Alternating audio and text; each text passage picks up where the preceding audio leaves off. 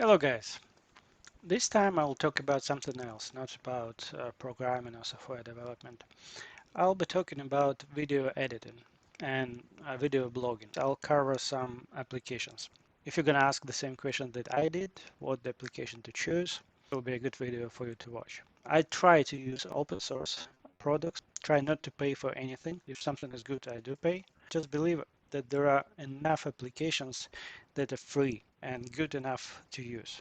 It's quite often that companies that sell your application for money, they use open source underneath. There are some big companies they doing this. A little piece of my philosophy, right? So I'm trying to find these applications that are free. Actually, I need just three applications. First, the application for recording my video. Second application for editing my video.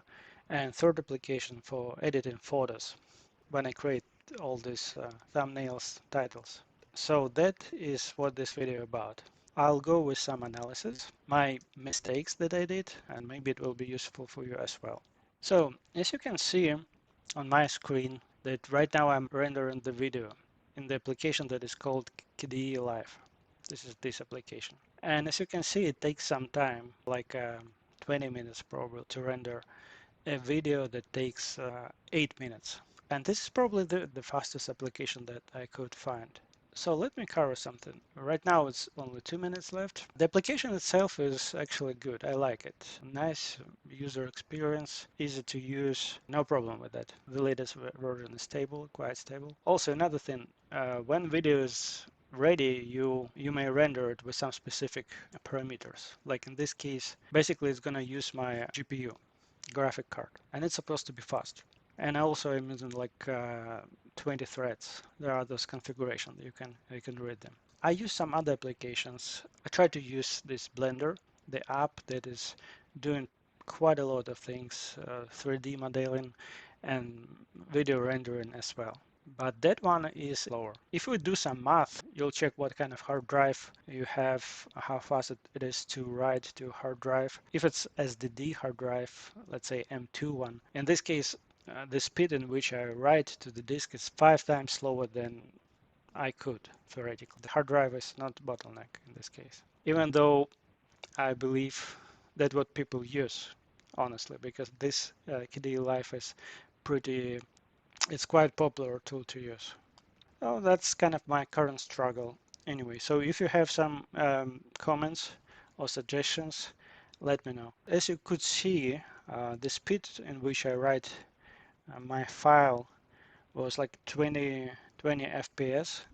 So theoretically, it could be 5 times faster, maybe 100 FPS to write to disk. So let me know in comments. Another two applications that I'm actually happy using, and there is no problem with them. The first one is Gimp. That's the application. So there is no issue with it. I can use it. It works, no problem. And another one that I use right now to record this video is OBS itself. Here it is, right? Quite good application, no problem with it. As you can see, I can connect it to my Canon camera with some streaming device there, and there is no problem. No problem with that at all. Working great. Open question. What do you guys use for your professional editing if you ever did this before? Because honestly, the desktop is quite costly thing.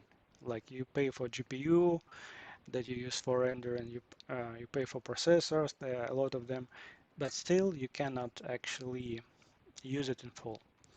I'm just wondering, theoretically I could switch to Windows and test some other application there, like Premiere Pro from Adobe, and probably it will be faster because it's professional and all that.